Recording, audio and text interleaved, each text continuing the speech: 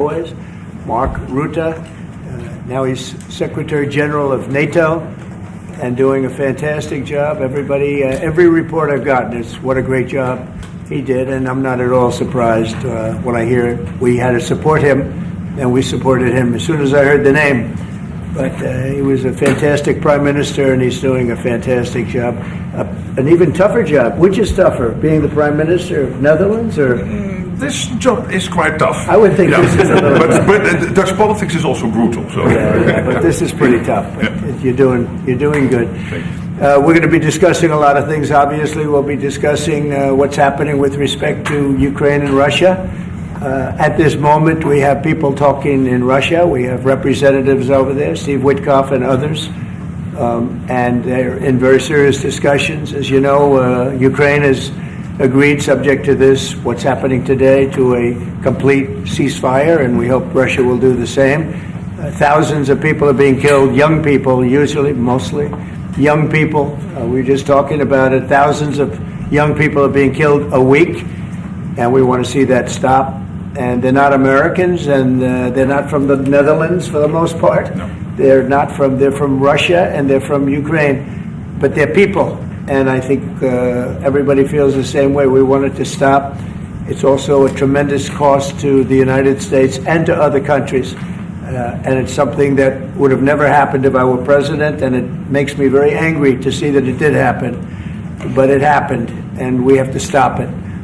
And Mark has done some really good work over the last week. We've been working together, and he's done some really good work, so I'm very happy about that. We'll also be talking about trade and various other things, and I think we'll have a very, very strong day. We're going to have lunch afterwards. That'll go, and then we'll see you all later. But Mark, would you like to say something? Yeah. First of all, thank you so much, Mr. President, dear Donald, again for hosting me, and but also for taking time in Florida. A couple of weeks after you were re-elected. That's right. And of course our phone call a couple of weeks ago, and I must say, Trump 45, you originated the fact that in Europe we are now spending, when you take it to aggregate, 700 billion more on defense than when you came in office in 2016, 2017. But that was Trump 45. But then when you look at Trump 47, it's going to be hard to tell. What happened the last couple of weeks is really staggering. The Europeans committing to a package of 800 billion defense spending. The Germans now, potentially up to $500 billion extra in defense spending. And then of course you had Keir Starmer here, the British Prime Minister, and others, all committing to much higher defense spending. We're not there. We need to do more, but I really want to work together with you in a run-up to the Hague Summit to make sure that we will have a NATO which is really reinvigorated under your leadership, and we are getting there. We also discuss defense production, because we need to produce more weaponry. We are not doing enough. And not in the US, not in Europe, and we are lacking behind when you compare to the Russians and the Chinese. And you have a huge defense industrial base. Europeans buying 4 times more here than the other way around, which is good because you have a strong defense industry, but we need to do more there to make sure that we ramp up the production and kill the red tape. So I would love to work with you on that. And finally, Ukraine. You broke the deadlock. As you said, all the killing, the young people dying, cities getting destroyed. The fact that you did that you started the dialogue with the Russians, and the successful talks in Saudi Arabia now with the Ukrainians. I really want to commend you for this. So, The Hague is my hometown. I love to host you there in the summer and work together to make sure that will be a splash, a real success, projecting American power on the world stage. What Mark is saying is when I first went to NATO, my first meeting, I noticed that very few people were paying. And if they weren't paying their fair share. There were only 7 countries that were paying what they were supposed to be paying, which was... Yeah, it's even worse.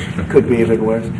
But there were just very few countries that were paying, and even the paying, it was at 2%, which is too low. It should be higher. It should be quite a bit higher. But you had Poland, and I remember Poland was actually paying a little bit more than they were supposed to, which I was very impressed with. They've been actually terrific, and some of the others. But most of them weren't paying, or they were paying very little. And I didn't think it was appropriate to bring it up there, but I said it's going to be brought up at my next meeting. And my next meeting, the first meeting you want to give them a little break. The second meeting, it began, and I was able to raise hundreds of billions of dollars. I just said, we're not going to be involved with you if you're not going to pay. And the money started pouring in, and NATO became much stronger because of my actions and working along with a lot of people, including Mark, but they would not pay for other presidents, and I don't think other presidents even knew that they weren't paid. I asked, first question, has everybody paid up? And literally, I mean, they told me 7. You could be right, it could be 3, but that makes it even worse. But they just weren't paying. And I said, no, I won't protect if you're not paying. If you're delinquent or if the money isn't paid, why would we do that? And as soon as I said that, got a little hit from the press because they said, oh, gee, that's not very nice. But if you said the other, nobody would have paid. And the money started coming in by the billions. And, hundreds of billions of dollars flowed into NATO, and NATO became strong. Yeah. And you remember that. Your predecessor, who I thought was a very good man. Absolutely. Yeah, Stoltenberg. He sends his best greetings. He was terrific. Stoltenberg, Secretary General. Great and man. He made the statement that when Trump came in, the money started coming in like we never saw before. Hundreds of billions, actually probably close to $600 billion came in, and NATO became strong from that standpoint. And now we have to use it wisely, and we have to get this war over with, and you'll be back to a normal, much more normal life. And maybe we're close. We're getting words that things are going okay in Russia, and it doesn't mean anything until we hear what the final outcome is. But they have very serious discussions going on right now with President Putin and others, and hopefully they all want to end this nightmare. It's a nightmare. It's a horrible thing when you look. I get pictures every week. They give me the pictures of the battlefield, which I almost don't want to see. It's so horrible to see young people laying arms and legs and heads laying all over the field. It's the most terrible thing that you'll ever see. And it's got to stop. These are young people with mothers and fathers and sisters and brothers and friends, and it's got to stop. So we hopefully are going to be in a good position sometime today to have a good idea. We'll have we know where we are with Ukraine, and we are getting good signals outside of Russia as to where we are with Russia. And hopefully they'll do the right thing. It's really humanity. We're talking about humanity. We're not talking about the money. But then you add the money to it, and hundreds of billions of dollars is being spent and really wasted so unnecessarily. It should have never happened. So it's an honor to have you here. They picked a great gentleman. I'll tell you, I was so happy to hear, because you had somebody. Stoltenberg was really good, and you have somebody that's going to do an incredible job. And I was so much in favor of you. You have no idea. They had another person that I did not like. I was not happy. And I think I kept him from, you know what I'm talking about. I said, this is the right man to do it. And he really did. He was a great prime minister of the Netherlands. He did a great job. And that's what he's doing right now. So thank you, everybody, for being here. And it's a very great honor to have you. And we even have some of our great energy people here today, right? We have the governor, and we have Chris, Chris. He's supposed to be the most talented man in the world of energy, according to the governor. So I don't know if he's right. And we have General, you've been fantastic. Thank you very much. And we have a lot of good people that won't be so much involved with this, but they wanted to see what was happening. It's become a little bit of a show, but they wanted to see what was happening, and I think a lot of good things are happening. So with that, if anybody would have a question. Mr. President, on Russia. Sorry. Steve Witkoff's trip to Moscow, you spoke about it.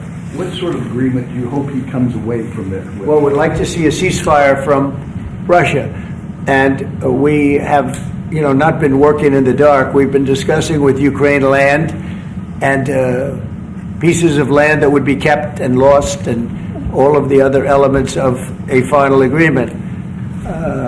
There's a power plant involved, a very big power plant involved. Who's going to get the power plant, and who's going to get this and that? And so, it's not an easy process. But phase one is the ceasefire. A lot of the individual subjects have been discussed, though. We've been discussing concepts of land, because you don't want to waste time with a ceasefire if it's not going to mean anything. So we're saying, look, this is what you can get, this is what you can't get. They discussed NATO and being in NATO, and everybody knows what the answer to that is. They've known that answer for 40 years, in all fairness. A lot of the details of a final agreement have actually been discussed. Now we're going to see whether or not Russia's there, and if they're not, it'll be a very disappointing moment for the world. Yeah. Vladimir Putin just said he is open to a ceasefire, but he does still have some concerns. He suggested that you two should speak directly. Do you have plans to speak to him soon? If so, when are you confident you can get this across the table? Sure. He did say that today. It was a very promising statement because other people are saying different things, and you don't know if they have anything to really, if they have any meaning, or I don't know. I think some of them were making statements. I don't think they have anything to do with it. No, he put out a very promising statement, but it wasn't complete. And yeah, I'd love to meet with him or talk to him. But we have to get it over with fast. You know, every day people are being killed. It's not like, as we sit here, 2 people will be killed. Think of it. 2 people are going to be killed during this little period of time. Thousands of people a week are dying. So we really don't have very much time. We have to make this fast. It shouldn't be very complicated. Thank you, Mr. President. A representative of Canada, the finance minister, are in town and will meet members of your administration during the day. Any chances that you will ban on the tariffs on aluminum and the ones that are planned for April 2nd? No. You are not going to change your mind? No, not. Look, we've been ripped off for years, and we're not going to be ripped off anymore. No, I'm not going to bend at all. Aluminum or steel or cars, we're not going to bend. We've been ripped off as a country for many, many years. We've been subjected to costs that we shouldn't be subjected to. In the case of Canada, we're spending $200 billion a year to subsidize Canada. I love Canada. I love the people of Canada. I have many friends in Canada. The great one, Wayne Gretzky, the great. Hey, how good is Wayne Gretzky? He's the great one. But we have, I know many people from Canada that are good friends of mine. But, you know, the United States can't subsidize a country for $200 billion a year. We don't need their cars. We don't need their energy. We don't need their lumber. We don't need anything that they give. We do it because we want to be helpful, but it comes a point when you just can't do that. You have to run your own country. And to be honest with you, Canada only works as a state. It doesn't. We don't need anything they have. As a state, it would be one of the great states anyway. This would be the most incredible country visually.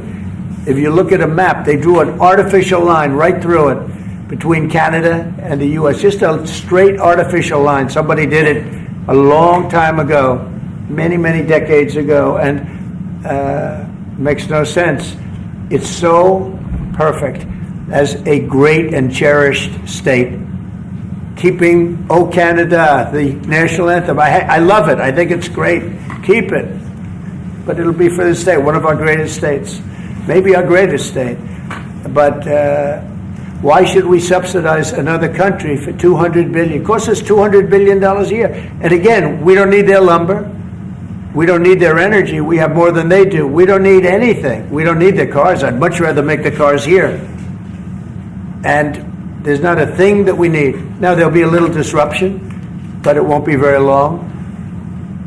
But they need us. We really don't need them. And we have to do this. I'm sorry. We have to do this. Yes. Mr. President, Yeah. you have made it very clear that NATO needs to step up, although great progress has. We envision this new transatlantic. Are you talking about NATO stepping up? Well, NATO is stepping up through this man. This man is a man that only knows how to step up. And we have the same goal in mind. We want the war ended. And he's doing his job. He only knows how to do a good job. That's one thing. That's why I fought for him to get that job. Because they had some other candidates that I'll tell you would not have done a very good job. I need this part of the move for my family. We'll get you a clip. We're going to get him a clip of that little last statement. The rest of the statements he doesn't care about. So how does this new transatlantic cooperation, how do you envision it? Well, that's one thing. I mean, you know, we're on the other side of the ocean. And they're right there. And yet we're in for $350 billion because of Biden. And they're in for $100 billion. So it's a big difference. And it's unfair. And I said, you have to equalize. They should equalize. They should have. It should have never happened where Biden just gave this money away. Now, as you know, we have an agreement with Ukraine on the rare earths and other things, and that'll get us something back, a lot back. It'll get us our money back. We're not doing it for that, though. I'm just doing this to get the war stopped. I'm doing it really to save lives, but at the same time, we were treated very unfairly, as we always are by every country. And we're in for very substantially more than the European nations are in for, and that shouldn't be. You know, they're much more affected by it than we are, because we do have an ocean in between. But I don't know. I think good things are going to happen. I really do. I think good things are going to happen. I do say, we were talking before, and Mark was very nice. He said, if you would get involved, there would be nothing. You'd just be going on. This thing would have gone on for a long time. Breaking a deadlock. It was crucial. Yeah, we broke a deadlock. Yeah. We did break a deadlock. I hope it's meaningful. Yeah. Yes, did you have one? Yeah. Yes, sir. Thank you, Mr. President. Amanda Head with Just the News. On the southern border, you've got DHS and ICE who are reporting that there was a little bit of fudging of numbers during the Biden administration on both the catch and the release side with respect to reporting the number of illegals coming into the country. They cheated on the numbers. The numbers were. I love that question. Who are you with? Just the News, Amanda Head. Very nice. That's good. Do you know how many of those are criminal, illegal aliens? And Biden's out of office. Alejandro Mayorkas, who could tell us? Biden fudged the numbers. The numbers were totally fake. And he gave fake numbers. I knew they were fake. Everybody knew they were fake. But now it came out. And terrible what they did. That administration was a horror show for this country. Can you hold anyone accountable? Well, I don't know. They gave phony numbers. And phony numbers are a very bad thing to give, but I'm not sure about that. I don't know how it would play. We want to get it straightened out. We're after many, many bad people that were let into our country, and Kristi Noem and my friend Homan. How good is Tom Homan doing, right? And they're after him, and you see they're taking him out in record numbers. Gang members, gang leaders, drug dealers. There's a problem the Netherlands does not have. The Netherlands never had this problem. If you'd like to take it, I could deliver some people. I could deliver some nice people to the Netherlands if you'd like. I'm not sure. No, what he did to this country, letting 21 million people flow through an open border. Many of those people were hard criminals from prisons and jails, from mental institutions, and I always say insane asylums, because they were seriously deranged. And they're here from, not South America, from all over the world. From South America, but from all over the world. And it's so sad. You'd say, why would anybody do this? Why? Yeah, go ahead. And one more. There's some new internal Democrat polling that doesn't look great for Democrats, but it also has 54% unfavorability for Republicans in swing states and battlegrounds for the midterms. Do you consider those voters capturable for Republicans? Yeah, well, we did. You know, I won every swing state, as you know, by a lot. And I won the popular vote by a lot. And we won the counties. If you look at the counties and district plan, we had 2,725, and they had 501. That's why the map is all red. So we had a great thing. Yeah, I think winning from the Democrats, if you look the other night, I made a speech, and I introduced two young ladies who were killed, viciously, violently killed. Young, unbelievable, both outstanding people. They were killed by illegal aliens. And the Democrats wouldn't get up and applaud. The mothers were, inconsolable. They were crying, and everybody was crying. The Democrats sat there with stone faces. They didn't clap. They didn't stand. They didn't do anything. We had a young man with very serious cancer. His dream is to be with the police department someday. And he was introduced. They didn't even clap. They were disgusting, frankly. They were disgusting. There's something wrong with them. They're deranged. They're deranged, like Jack Smith. They're deranged people. And I never saw anything like it. I'm standing up, and I introduced the mother and the parents of these two young girls that were just recently essentially killed, violently killed. And the Democrats are like this. It's so sad. And I saw this morning where one of them is pretty well known, one is fighting like crazy over men being able to play in women's sports. I said, I thought that was tried. I thought that was about a 95%, I think it's a 95% issue. But in a way, I want them to keep doing it because I don't think they can win a race. And I tell the Republicans, I said, don't bring that subject up because there's no election right now. But about a week before the election, bring it up because you can't lose. And everything's transgender this, transgender that. They have bad politics, but one thing, they stick together. I wish, and the Republicans stick together mostly, but we have a couple that are grandstanders. You always have grandstanders in life. But the Democrats, they have grandstanders, but when it comes to a vote, they do stick together, right? Yes, sir. It seems like they'll stick together on the shutdown. Will that hurt Democrats going into midterms?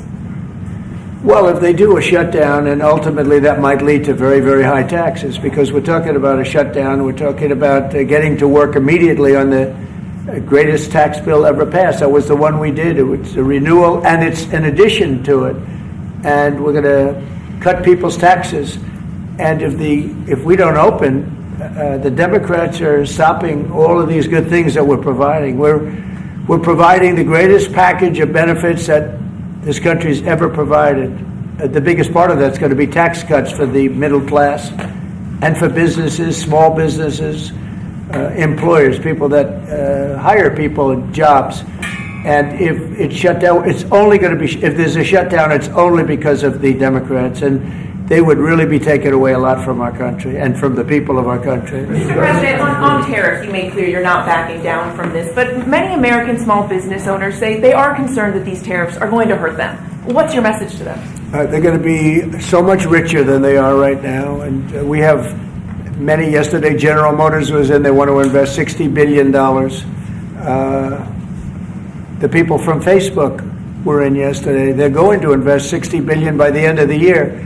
Other people are talking about numbers. Apple, as you know, a few days ago announced $500 billion investment. They're going to build their plants in the United States, which, as you know, almost all of their plants are in China. Now they're building in the United States. Look, the reason is two things. Number one, the election, November 5th, and the other thing is tariffs. I think probably in that order. But Tim Cook came in and he announced 500 billion, not million. 500 million's a lot when you think about it, right? But, well, I would have been happy with 500 million, but it's $500 billion investment by Apple in the United States. And that's because of the election result, and it's because of the tariffs and the tax incentives too, tariffs and tax incentives. And I've never seen anything like it. We have plants going up now in Indiana. We have plants going up in Michigan. A lot of plants going to be planned from. I'm trying to steer them to Michigan because Michigan got so badly beaten by, what happened with Europe. If you look at Europe, take a look at the EU. We're not allowed to sell cars there. It's prohibitive because of their policies and also their non-monetary tariffs. They put obstacles in your way that you can do nothing about. But if you take a look at what happens, so we sell no cars to Europe. I mean, virtually no cars. And they sell millions of cars to us. They don't take our agriculture, we take their agriculture. It's like a one-way street with them. The European Union is very, very nasty. They sue our companies. Apple was forced to pay $16 billion on a case that, very much like my cases that I won. They shouldn't have been even cases, but we felt they had no case, and they ended up having an extremely favorable judge and decision. But they're suing Google, they're suing Facebook, they're suing all of these companies, and they're taking billions of dollars out of American companies, many more than the ones I just mentioned. And I guess they're using it to run Europe or something. I don't know what they're using it for, but they treat us very badly. China obviously treats us very badly. Almost everybody does, and I blame past presidents, to be honest, because when I was president, we received so far about $700 billion from China over the years on the tariffs that I put in. No other president got 10 cents from China. And that was only beginning, except for COVID. I would have been able to finish the process, but we had to fight the COVID thing, and we did really well with it, but we had to fight. And then we had actually, as you remember, Mark, we actually handed over the stock market. It was higher than just previous to COVID coming in, which was sort of a miracle, frankly. We did a good job. But the tariffs are very important. And I think the psychology, there's great spirit. When Mark came in, he said, congratulations, there's a whole new spirit, there's a whole new light over this country, and really over the world. Because you have somebody that, a whole group of people, really, because I talk about this whole group, that we know what we're doing. And a lot of great things are happening. But I've never seen investment like this. Trillions of dollars is being invested in the United States now that would have never, our country could have failed. Another 4 years of this, what happened in the last 4 years, our country would have been a crime-ridden mess. And I don't know if you noticed, little thing they call it, but it's not a little thing if you like eggs and you don't have a lot of money. Eggs have gone down 25% in the last couple of weeks. We inherited that problem, eggs. Groceries have gone down a little bit. Energy's gone down. Do you want to speak to that for a second, Governor? Would you just say a couple of words, you and Chris, about energy, what's happened? Well, happy to, but I think that Chris and I just came from CERAWeek, which is the largest conference in the world, so global leaders, people from the EU, officials from all the energy producing countries, all there, and all the global nationals, all the U.S. The spirit of that group is through the roof, because now they realize that in the United States that President Trump's policies are pro developing more energy, as opposed to we're trying to shut down energy, and that pro-growth, pro-business, pro-energy approach is giving people the optimism. So then the markets are reacting to that, and energy prices on the futures market are going to go down, because people know we're not going to be killing off the energy we need for prosperity in all of our countries, but also for peace. Because people have used energy to fuel these wars that President Trump is working so hard to end, and we know that high energy prices were driving the inflation that he talked about. So it accomplishes two goals for us, which is prosperity for the world, peace for the world, when we have smart energy policies, and President Trump has brought common sense back to how we think about energy. And it's brought down now $65 a barrel, I saw this morning. That's phenomenal news, and that's what brought it up. The energy they took our beautiful energy policies and they just messed them up, and then they went immediately back to them, but by that time they lost it. They lost that bronco, as the expression goes. Chris, do you have something to say? Oh, I think Doug said it well, but you just can't overstate how important the return of common sense, the return of knowledge about energy and pro-American consumers, pro-investment in our country. I think globally that was welcomed. It means capital flows, it means more sobriety and lower energy prices, more economic opportunity for Americans. So yeah, it was elated atmosphere at a global energy conference. Well, we're working on one project. It should be very easy. It's a pipeline going through a small section of New York. New York's held it up for years, actually. For years, they've wanted to do it for years and years. And it will reduce the most expensive energy almost in the world is in New England, because they have no way of getting it there, because it's been held up by New York. And the whole of New England and Connecticut and New York, the energy prices are through the roof. And this one pipeline will save per family $2,500 just on heating, and another $2,500 on everything else. So the energy, by just a simple pipeline going through an area that wants it, an area that's not a rich area, it's actually a very poor area, would create jobs and everything else. And it's going to be way underground. Nobody's going to see it. Once they fill it up, nobody's going to see it. Nobody's going to know it's there. And families in New York and Connecticut and New England are going to save $5,000 a family. Think of that. Because right now they have the highest energy prices maybe in the world, they say. New England is a disaster. So we're working on that. In fact, the governor's coming in, Governor of New York, Kathy Hochul, who's a very nice woman. She's coming in tomorrow morning at 9 o'clock to meet me on that and other things. Not only that, but other things. So I hope we don't have to use the extraordinary powers of the federal government to get it done. But if we have to, we will. But I don't think we'll have to. I can tell you Connecticut wants it, and all of New England wants it. And who wouldn't want it? And it's also jobs on top of everything else.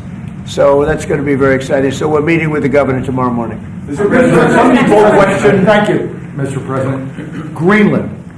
What is your vision for the potential annexation of Greenland and getting them potentially Well, I think it'll happen, and I'm just thinking, I didn't give it much thought before, but I'm sitting with a man that could be very instrumental. You know, Mark, we need that for international security, not just security, international.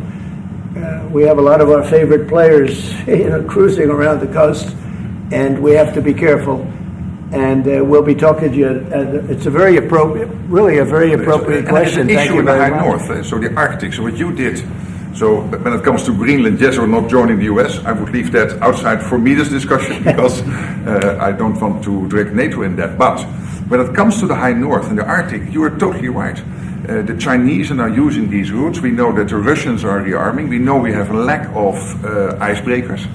So the fact that the outside Russia, there are 7 Arctic countries working together on this under US leadership is very important to make sure that that region, that part of the world stays safe. And we know things are changing there and we have to be there.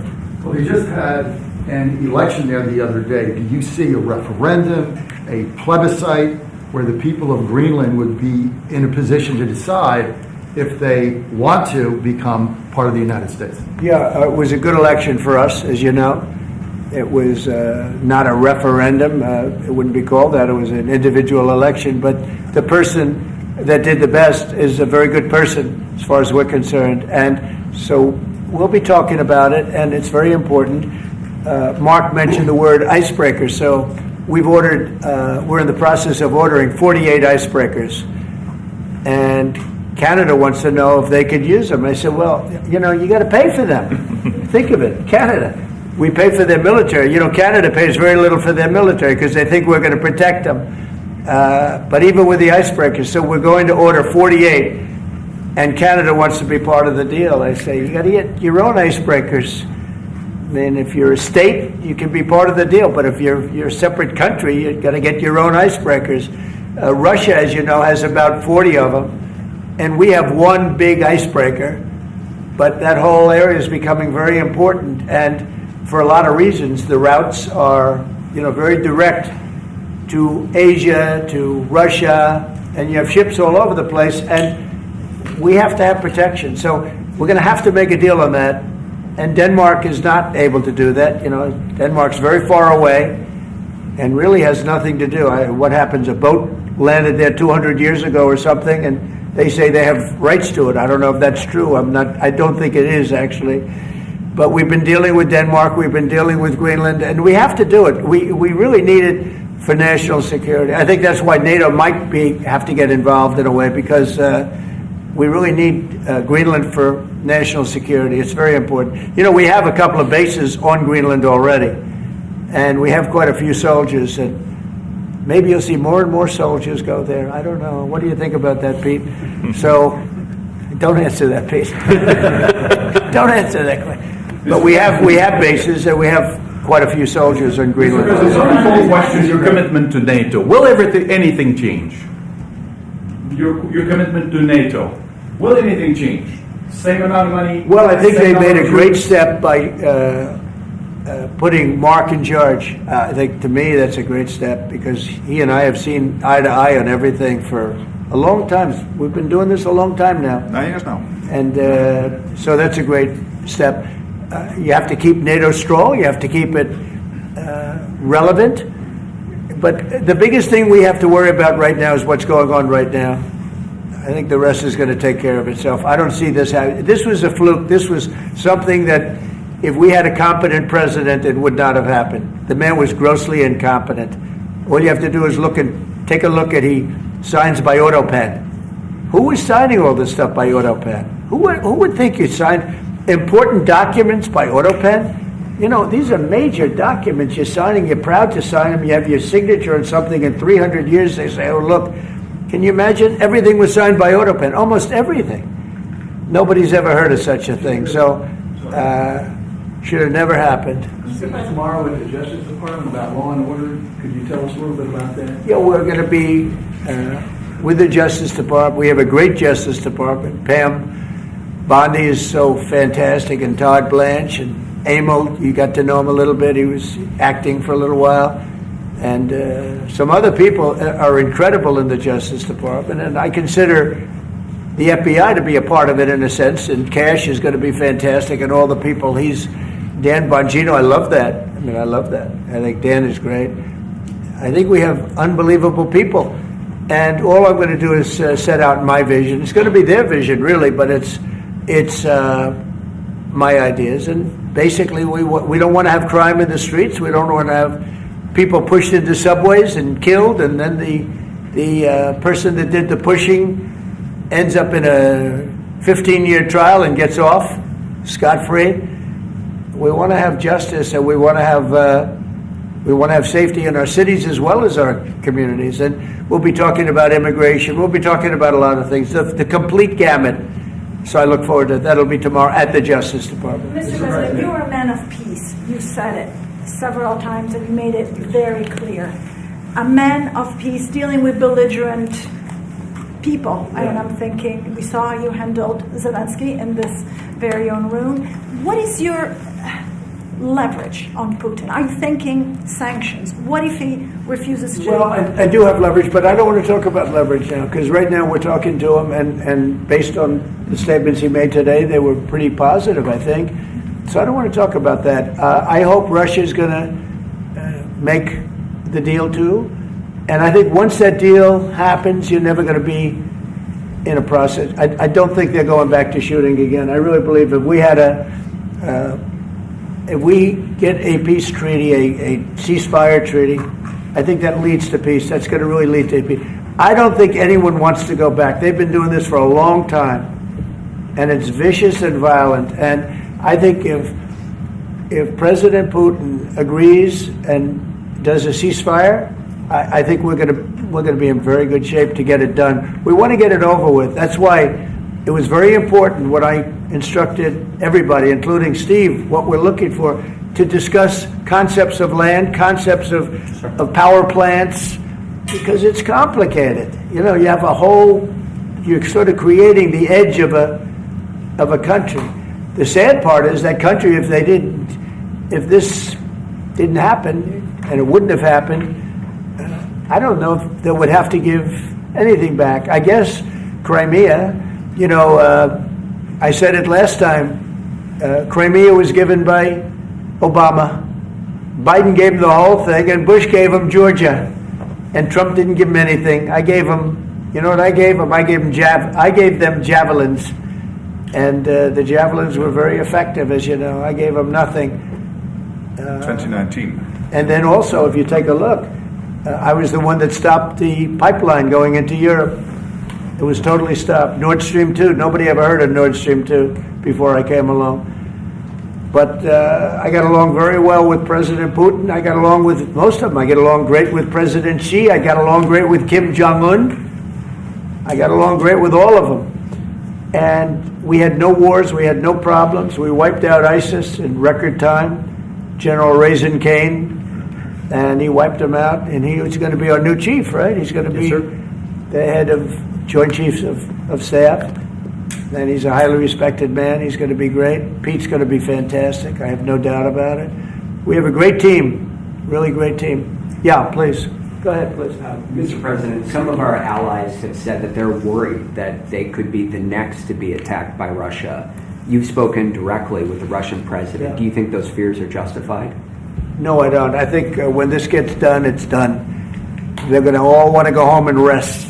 I don't see it happening. Nope, I don't see that happening. And we'll make sure it doesn't happen. Not going to happen, but we'll make sure it doesn't happen. Yeah, go ahead, please. Leaders from Russia and Iran are heading to Beijing tomorrow to discuss nuclear programs. What do you hope to get out of that? Well, maybe they're going to talk about non-nuclear programs. Maybe they're going to be talking about the de-escalation of nuclear weapons, because, you know, I was talking about that with President Putin very strongly, and we could have done something had that election not been rigged. We would have had something. I think I would have made a deal with Putin on de-escalation, denuclearization, as they say, but we would have de-escalated nuclear weapons, because the power of nuclear weapons is so great and so devastating. And right now, Russia and us have by far the most, but China will catch us within 5 years. China doesn't have, but they're in the process of building, and they build. And within 4 or 5 years, they'll probably have the same. And by the way, this is a Republican tradition. Ronald Reagan, when he negotiated with Right. Gorbachev in the 1980s Right. about bringing down the number of nuclear weapons, it's what you have been doing your first term, and it is important. It would be a great achievement if we could bring down the number. We have so many weapons, and the power is so great. And number one, you don't need them to that extent. And then we'd have to get others, because as you know, in a smaller way, Kim Jong-un has a lot of nuclear weapons, by the way, a lot. And others do also. You have India, you have Pakistan, you have others that have them. And we'd get them involved. But we started off with Russia and us. We have by far the most. And we were going to denuclearize. And that was going to happen. And then we were going to China. And I spoke to China. I spoke to President Xi about it. And he really liked the idea. You know, he'd like not to spend trillions of dollars building weapons that hopefully he's never going to have to use. And because they are very expensive also. So that would have been great. Okay, one or two more. There's been tension in the... Thank you. We're looking at an impending government shutdown Friday at midnight. Yeah. Democrats for 30 years straight have said if there's a shutdown, bad things happen. Do you anticipate direct negotiations yourself with conference leader of the Democrats, Chuck Schumer? If they need me, I'm there 100%. It's right now. It's 2 or 3 people. If it shuts down, it's not the Republicans' fault. You know, we passed a bill where we had an incredible Republican vote. We only had one negative vote, a grandstander. You know, one grandstander. There's always a grandstander in the lot. But it was amazing. People were amazed that the Republicans were able to vote in unison like that, so strongly. If there's a shutdown, even the Democrats admit it'll be their fault. And I'm hearing a lot of Democrats are going to vote for it, and I hope they do. This is an extension. But ultimately, we want to vote for one big, beautiful bill where we put the taxes in, we put everything in. We're going to have big tax cuts. We're going to have tremendous incentives for companies coming into our country and employing lots of people. It'll be, I called it, in a rare moment, one big, beautiful bill. That's what I like, and it seems to be that's where they're heading. And we'll have to take care of something to do with Los Angeles. A place called Los Angeles almost burned to the ground. By the way, I broke into Los Angeles. Can you believe it? I had a break-in. I invaded Los Angeles, and we opened up the water, and the water is now flowing down. They have so much water, they don't know what to do. They were sending it out to the Pacific for environmental reasons. Okay, can you believe it? And in the meantime, they lost 25,000 houses. They lost, and nobody's ever seen anything like it. But we have the water. I'd love to show you a picture. You've seen the picture. The water is flowing through the half pipes. You know, we have the big half pipes that go down. 25 years ago, they used to have plenty of water, but they turned it off for environmental reasons. Well, I turned it on for environmental reasons and also fire reasons. But and I've been asking them to do that during my first term. I said, do it. I didn't think anything could happen like this, but they didn't have enough water. Now the farmers are going to have water for their land, and the water is in there. But I actually had to break in. We broke in to do it because we had people that were afraid to give water. They were, in particular, they were trying to protect a certain little fish. And I said, how do you protect the fish if you don't have water? They didn't have any water, so they're protecting a fish. And that didn't work out too well, by the way. So they have a lot of water going down throughout California, all coming out from the Pacific Northwest, even some from Canada. Thank you, Canada, very much. I appreciate it. Next thing you know, they'll want to turn the water off. They want to charge us for the water. But it comes up from the Pacific Northwest, and it's a beautiful thing to see. I mean, it is brimming with water. Now, if they would have had that done, you wouldn't have had the damage because the fire would have been put out. The fire hydrants would have been loaded. The sprinklers in people's living rooms and bedrooms would have been loaded up with water. They had no water. The government makes them put sprinklers, and they had no water in the sprinklers because they had no water. So the water is flowing, and we're going to have to give a lot of money to Los Angeles to help them. And the Democrats are going to want to do that. So that's the one thing different. And frankly, I think that makes it a lot easier. But one of the the big thing is we have the big beautiful bill. We got to get that done. And that will put our country in a position like it's never been. It's a reduction of taxes. It's tremendous incentives for companies to come from all over the world into our country. It's great environmentally, but it's not this environmental scam that we went through, that we all went through. It provides for everything. It's a big, beautiful bill, and I hope we can get it approved, and that'll be next. But in the meantime, we have the continuing resolution, and the Republicans have approved it, and now the Democrats have to approve it, and I hope they will. And I think a lot of them, I can tell you, they want to. I've spoken to some of them. They really want to. Their leadership may not want them to. And if it closes, it's purely on the Democrats. One more? On Korea, sir, we've seen tension increasing in the peninsula. You've talked about Kim Jong-un. Do you have any plans of re-establishing the relationship you had during the first mandate? Well, I would. I had a great relationship with Kim Jong-un, North Korea. If I wasn't elected, if Hillary got in, you would have had a nuclear war with North Korea. He expected it. He expected it. And they said, oh, thousands of people. No, millions of people would have been killed. But I got in. We went to Singapore, we met. We went to Vietnam, we met. We got along really good. We had a very good relationship, and we still do. We still do. You don't have that threat that you had. I mean, look, when I was running the first time, it looked like there was going to be a war with North Korea. You know that better than anyone. Tensions were high. Yeah, and everybody it started off. was startled that you invited him for talks. Right. But you did. It started off very rough, and he wouldn't meet with Obama, wouldn't take his calls. I said, how many times did you call? They called a lot. He wouldn't take their call. He told me I wouldn't take his call. But with me, it did start off rough, if you remember. Very rough, actually, very nasty. There was a Singapore. And but then, no, before that, then it stopped. The rhetoric was extremely tough. It was... it was a little bit of UN, I remember. Yeah, that's right. It was a little bit dangerous. And then we met. They asked for a meeting, and then we met. And the meeting caused the Olympics, which was in South Korea, to become a tremendous success. Nobody was buying tickets for the Olympics because they didn't want to be nuked. And I met, and not only did the Olympics become successful, but North Korea participated in the Olympics. His sister visited. It was an amazing thing. And that was something that was an achievement of the Trump administration, great achievement. And so I have a great relationship with Kim Jong-un, and we'll see what happens, but certainly he's a nuclear power. Okay? Thank you very much, everybody. Thank you. Thank you very much. Thank you very much. You spent more time as the minister than your predecessor. It's really no. Well, I would say you passed the threshold. I think just now. Just now I spent more time with the rest of 4 years. Well, they'd ask you a question, and you'd have 5 guys come and grab them and hold on. If they ever did that with you,